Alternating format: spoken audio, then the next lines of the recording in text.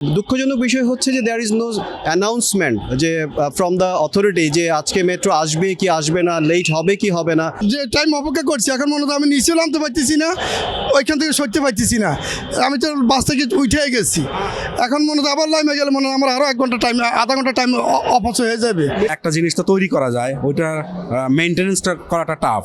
So মেনটেনেন্সের দক্ষ লোক দরকার। লাইনের ত্রুটি, সেন্টার আর সাউথের মাঝখানে লাইনের ত্রুটি। উত্তরা থেকে আমি ঠিক 1টার সময় ট্রেনে উঠছি, ওঠার পরে উত্তর থেকে ছাড়ার পরে সেন্টার আর সাউথের মাঝামাঝি এসে হঠাৎ করে ট্রেন বন্ধ হয়ে গেল।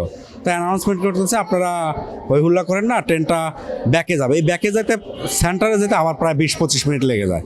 ওখানে গিয়ে আবার দরজা খুলতেছে না, এখানে আরও 20 মিনিট লেগে যায়। প্রায় আমাদের ট্রেন থেকে নামতেই 45 মিনিটের মতো লাগলো। ওখান থেকে নেমে আমরা এই যে আবার পল্লবী থেকে উত্তরা পর্যন্ত বন্ধ, পল্লবী থেকে আমরা আবার মতিঝিল সচিবালয় আমি নামলাম। আমার অলমোস্ট প্রায় 3.5 ঘন্টা পার উত্তরা থেকে আসতে।